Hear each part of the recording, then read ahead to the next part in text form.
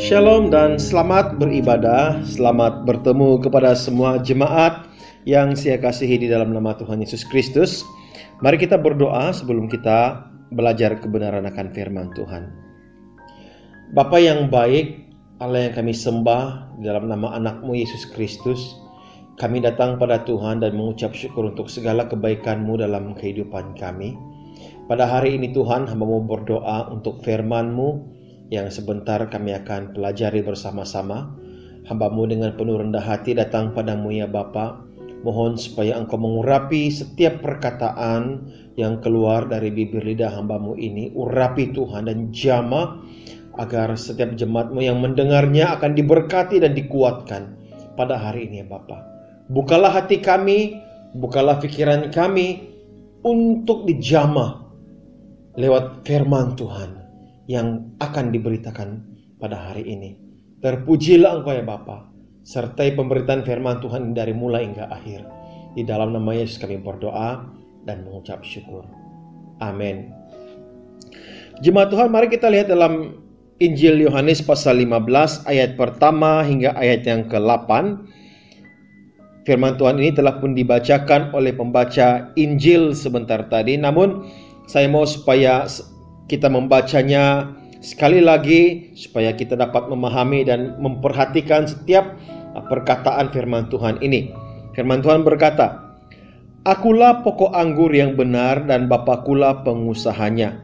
Setiap ranting padaku yang tidak berbuah dipotongnya, dan setiap ranting yang berbuah dibersihkannya supaya ia lebih banyak berbuah. Kamu memang sudah bersih karena firman yang telah kukatakan kepadamu. Tinggallah di dalam aku dan aku di dalam kamu. Sama seperti ranting tidak dapat berbuah dari dirinya sendiri kalau ia tidak tinggal pada pokok anggur. Demikian juga kamu tidak berbuah jika kamu tidak tinggal dalam aku. Akulah pokok anggur dan kamulah ranting-rantingnya. Barang siapa tinggal di dalam aku dan aku di dalam dia, ia berbuah banyak, sebab di luar aku kamu tidak dapat berbuat apa-apa. Barang siapa tidak tinggal di dalam aku, ia dibuang keluar seperti ranting yang menjadi kering, kemudian dikumpulkan orang dan dicampakkan ke dalam api, lalu dibakar. Jika kamu tinggal di dalam aku dan firman-Ku tinggal di dalam kamu, mintalah apa saja yang kamu kehendaki dan kamu akan menerimanya. Dalam hal inilah Bapa-Ku dipermuliakan, yaitu jika kamu berbuah banyak, dan dengan demikian kamu adalah murid-murid-Ku." Saudara, sangat menarik untuk kita bahas, kita pelajari bersama-sama ayat firman Tuhan ini. Makanya saya mengambil satu tema firman Tuhan yang bertemakan dua jenis ranting. Di dalam petikan ini saudara, ternyata bahwa Yesus sedang membicarakan ada dua jenis ranting. Dan kita kan melihat perbezaannya saudara. Kalau kita melihat di dalam ayat yang kedua saudara, firman Tuhan berkata, "Setiap ranting padaku yang tidak berbuah dipotong, dan setiap ranting yang berbuah dibersihkannya supaya ia lebih berbuah banyak." Dua jenis ranting yang disebut di sini. Yang pertama saudara, ranting yang dipotong, dan yang kedua, ranting yang dibersihkannya. Ternyata saudara, dua perbezaan ini nyata kita akan bahas hingga selesai firman Tuhan ini. Perbezaan antara ranting yang dipotong dan ranting yang dibersihkan oleh Tuhan.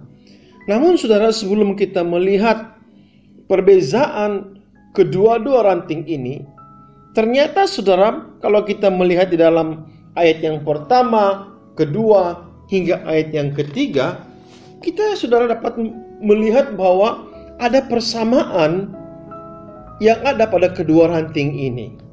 Nah, persamaan itu ialah pertama saudara, dalam ayat yang pertama, Yesus mengakui bahwa dialah pokok anggur yang benar.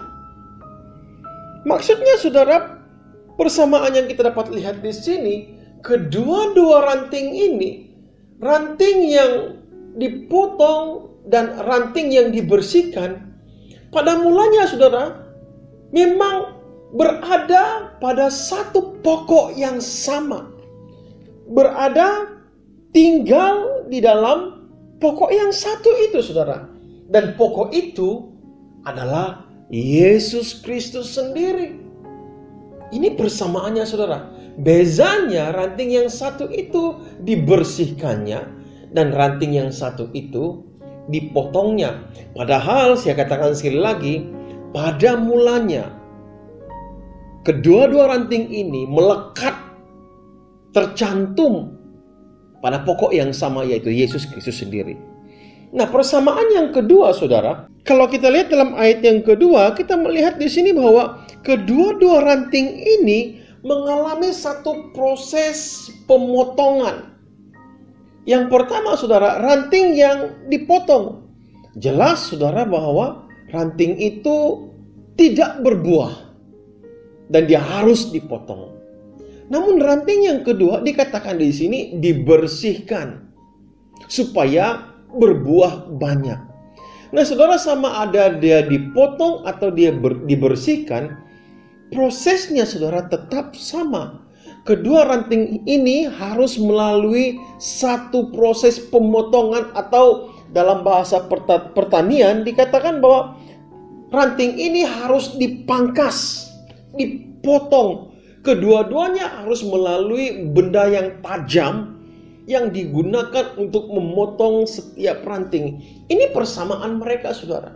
Dan persamaan yang ketiga saudara, kalau kita lihat dalam ayat yang ketiga, kamu memang sudah bersih karena firman yang telah kukatakan kepadamu. Ternyata saudara, kedua-dua ranting ini, sama ada ranting yang berbuah atau ranting yang tidak berbuah, atau ranting yang dipotong atau ranting yang dibersihkan, kedua-dua ranting ini pernah melalui apa yang dikatakan proses pembersihan oleh firman Tuhan. Nah saudara yang saya kasihi di dalam nama Tuhan Yesus Kristus, makanya saya ingin supaya kita bersama-sama melihat bahwa kedua-dua ranting ini, ranting yang dipotong dan ranting yang dibersihkan ini, bukanlah orang yang tidak mengenal Tuhan, bukanlah orang yang tidak bergereja. Kedua-dua ranting ini merupakan gambaran bagi jemaat yang bergereja, gambaran bagi orang-orang Kristen yang sering datang ke gereja, yang sering mendengar kebenaran firman Tuhan, yang pernah mengerti, bahkan yang pernah mengecapi berkat Tuhan. Kedua-dua ranting ini merupakan orang Kristen. Namun saudara, kita melihat kesudahannya itu berbeza. Di sini kalau kita melihat ranting yang pertama itu adalah ranting yang dibersihkan. Dan ranting yang kedua itu adalah ranting yang dipotong. Ranting yang dipotong itu ternyata dalam ayat yang kedua itu merupakan ranting yang tidak berbuah. Manakala ranting yang dibersihkan itu merupakan ranting yang berbuah.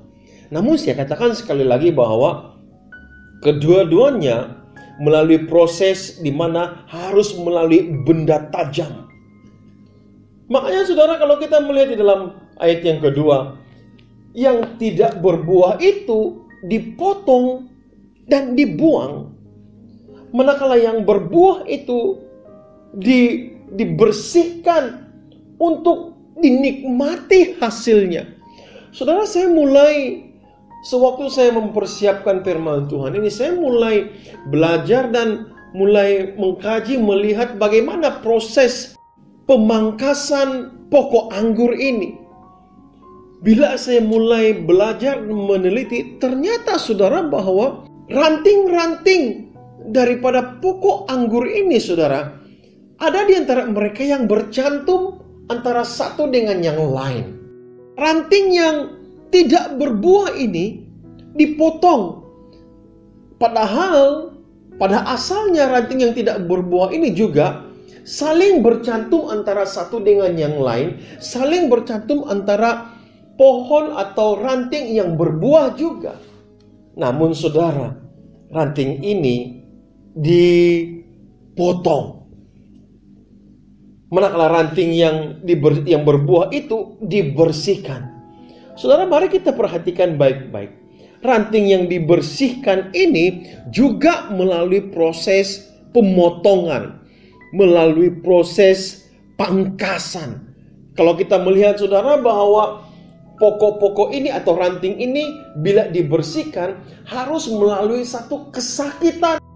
Ada tunas kecil yang harus dipangkas supaya getah tanaman lebih kuat mengalir pada ranting yang akan berbuah. Manakala saudara, ranting yang tidak berbuah itu dipangkas, kenapa dia tidak berbuah? Karena dia hanya menghasilkan daun. Perbedaan yang seterusnya saudara, kalau kita lihat di dalam ayat yang keempat, ranting yang dibersihkan ini diberikan gambaran bahwa ranting itu tinggal di dalam Yesus. Kalau kita baca dalam ayat keempat, tinggallah di dalam aku dan aku di dalam kamu. Sama seperti ranting tidak dapat berbuah dari dirinya sendiri kalau ia tidak tinggal pada pokok anggur. Demikian juga kamu tidak berbuah jikalau kamu tidak tinggal di dalam aku. Saudara, ayat yang keempat menjelaskan kepada kita bahwa ranting yang dibersihkan ini saudara, ternyata ranting ini diberikan gambaran bahwa ranting itu tinggal di dalam Yesus. Tinggal di dalam Yesus merupakan gambaran orang yang sentiasa memelihara hubungannya dengan Tuhan. Tinggal di dalam Yesus bukannya bermaksud jika ada pergumulan, jika ada bermasalah, baru kita mencari Tuhan. Jika kita didatangi dengan beban, didatangi dengan masalah, baru kita mencari Tuhan. Ini bukanlah orang yang tinggal di dalam Kristus. Sungguh pun dia tergolong dalam ranting yang dicantumkan dengan pokok anggur yang pertama. Tetapi dia tidak tinggal di dalam Yesus. Maka ranting ini saudara tidak berbuah. Dan ranting ini harus dipotong. Ayat yang kelima saudara, kalau kita melihat bahwa ranting ini dibersihkan supaya dia menghasilkan buah yang lebat. Manakala ranting yang tidak berbuah, dia tidak dapat berbuat apa-apa. Dia tidak dapat berbuat apa-apa karena terputus hubungan kerohanian yang gagal. Gagal memelihara imannya, gagal memelihara persekutuannya dengan Tuhan, gagal memelihara hubungannya dengan Tuhan, saudara. Makanya saudara, Yesus memberikan amaran. Yesus memberikan satu warning kepada kita, kepada murid-muridnya, bahwa apabila seseorang itu tidak tinggal di dalam aku, kata Tuhan, ternyata saudara, apa saja yang dilakukannya pasti gagal. Pasti gagal.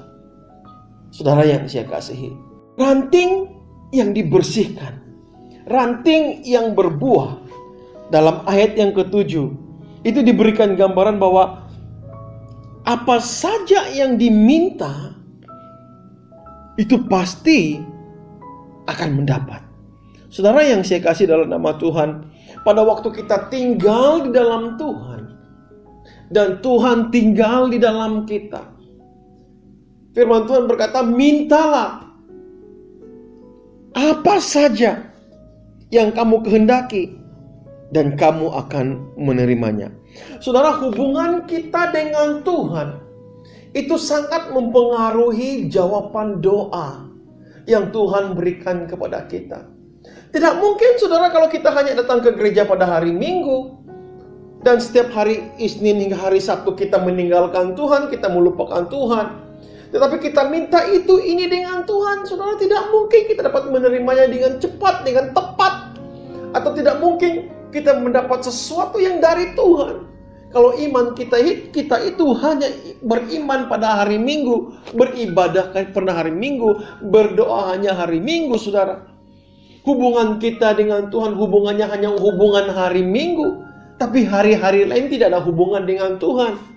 Tidak mungkin, saudara. Makanya Tuhan berkata, kalau orang tinggal di dalam aku, siapa yang tinggal di dalam aku di dalam dia. Firman Tuhan berkata, minta apa saja, saudara. Minta apa saja, dan kamu akan menerimanya. Saudara yang saya kasih di dalam nama Tuhan Yesus Kristus, kalau kita lihat dalam ayat yang ke-6, ada satu amaran yang daripada Tuhan. Kita lihat di sini, firman Tuhan berkata, barang siapa tidak tinggal di dalam aku, ia dibuang keluar seperti ranting dan menjadi kering, kemudian dikumpulkan orang dan dicampakkan ke dalam api, lalu dibakar. Saudara yang saya kasihi, Tuhan memberikan satu amaran. Tuhan memberikan satu yang harus kita, kalau boleh saya katakan, kita takuti bersama-sama. Karena ada hukuman kepada orang-orang yang tidak tinggal di dalam Yesus. Ada hukuman terhadap orang yang gagal untuk menghasilkan buah di dalam kehidupannya. Hukuman menanti bagi orang yang gagal menjaga persekutuannya dengan Tuhan, gagal menjaga hubungannya dengan Tuhan. Orang Kristen yang hanya asal-asalan, orang Kristen yang hanya mencari Tuhan ketika perlu, ketika susah mencari Tuhan, ketika dia telah memperoleh apa yang dia perlukan, dia mulai melupakan Tuhan. Ada hukuman kepada orang ini. Ada hukuman kepada orang yang gagal menghasilkan buah di dalam kehidupannya.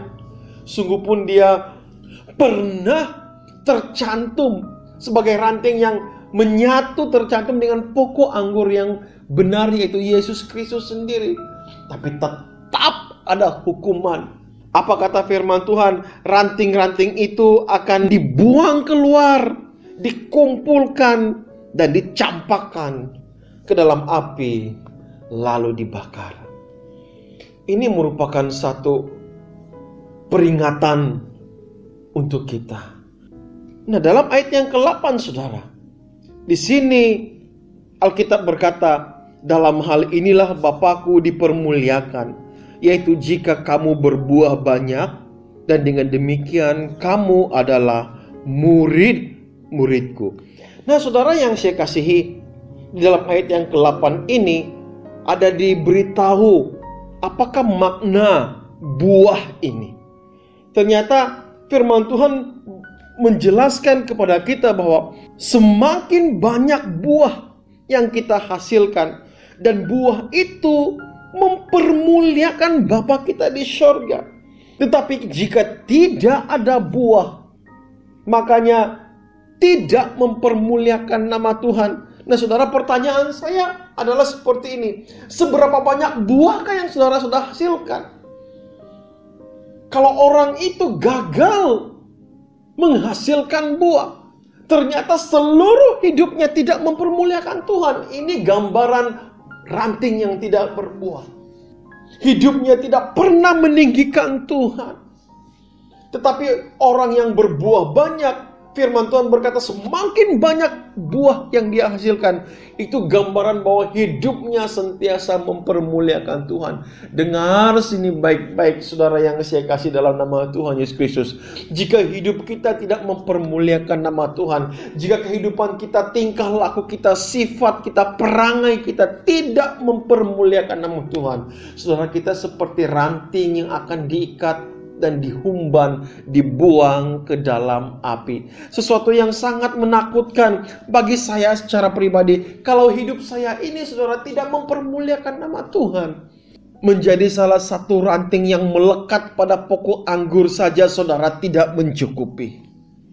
Sungguh pun hidup kita bergereja, sungguh pun hidup kita ini melayani Tuhan. Mungkin kita ini pemusik, mungkin kita ini penari rebana, mungkin kita ini pemimpin pujian, mungkin kita ini pelayan jemaat. Saudara, dengar sini baik-baik. Kalau hidup kita itu hanya melekat pada pokok ranting dan tidak menghasilkan buah, saudara, tidak ada gunanya. Saudara, mari kita hidup menghasilkan buah. Dan buah itu bercakap tentang kehidupan kita yang mempermuliakan nama Tuhan. Mari kita bina hubungan kita dengan Tuhan. Tinggal di dalam Tuhan, saudara, itu bermaksud memelihara hubungan kita dengan Yesus. Hiduplah sesuai dengan kehendak Tuhan. Hiduplah sesuai dengan apa yang Tuhan mau. Dan izinkan firman Tuhan yang kita dengar itu mengubah seluruh hidup kita. Izinkan firman Tuhan yang kita telah dengar, kita terima itu mengubah setiap kata-kata kita, mengubah setiap pikiran kita, mengubah setiap tingkah laku kita, mengubah penyembahan kita kepada Tuhan. Hasilkanlah buah yang mempermuliakan nama Tuhan. Mulailah hidup dalam kekudusan, mulailah hidup mempermuliakan nama Tuhan. Kita pernah dibersihkan oleh firman Tuhan. Mari kita tetap berjalan. Mari kita tetap hidup berjalan bersama-sama dengan Tuhan. Biar Tuhan tinggal di dalam kita dan kita tinggal di dalam Tuhan. Saudara, Yesus itu adalah pokok anggur yang benar. Tidak ada salahnya pada pokok anggur itu, tapi salahnya hanya pada ranting-ranting. Saya mendorong sekali lagi kepada yang mendengarkan firman Tuhan ini. Ada dua jenis ranting yang diperhadapkan kepada kita. Yang pertama, ranting yang tidak berbuah. Itu adalah ranting yang dipotong dan dibakar. Dan ranting yang kedua adalah ranting yang berbuah, ranting yang dibersihkan, sungguh pun melalui satu proses yang menyakitkan, dipangkas, dipotong, tetapi hidupnya pada waktu dia dipangkas, dia semakin menghasilkan buah yang banyak. Kehidupan seperti ini dikatakan oleh firman Tuhan mempermuliakan nama Tuhan. Saya mendorong sekali lagi kepada semua jemaat, mari datang pada Tuhan. Hasilkanlah buah yang lebat. Hiduplah sesuai dengan kehendak Tuhan. Hiduplah menyatu dengan Tuhan. Hiduplah tinggal di dalam Tuhan. Dan biar Tuhan tinggal di dalam kita. Mari kita berdoa bersama-sama. Bapa Syurgawi, kami mengucap syukur untuk firman-Mu yang telah mengajar kami supaya kami menghasilkan buah yang lebat. Sungguh pun kami akan melalui satu proses di mana kami juga harus dibersihkan. Ada sesuatu yang harus dipotong dalam kehidupan kami, tapi kami tahu Tuhan tujuannya itu supaya kami dapat menghasilkan buah yang lebat, buah yang banyak. Bapa di surga, hamba-Mu berhenti berkata-kata di sini, tapi hamba-Mu berdoa untuk setiap yang telah mendengar firman Tuhan. Jamah Tuhan, urapi, dan biar mereka bukan saja mendengar firman Tuhan ini, tapi hidup mereka benar-benar dipersembahkan kepada Tuhan. Mereka tinggal di dalam Tuhan dan Tuhan tinggal di dalam dia. Hubungan dipulihkan dan mereka semakin berbuah banyak. Berkati semua yang mendengar. Terima kasih Bapa di surga. Terpuji dan termuliakan Engkau. Di dalam nama Yesus kami berdoa dan kami mengucap syukur. Amin. Terima kasih kepada jemaat yang telah mendengar firman Tuhan. Tuhan memberkati.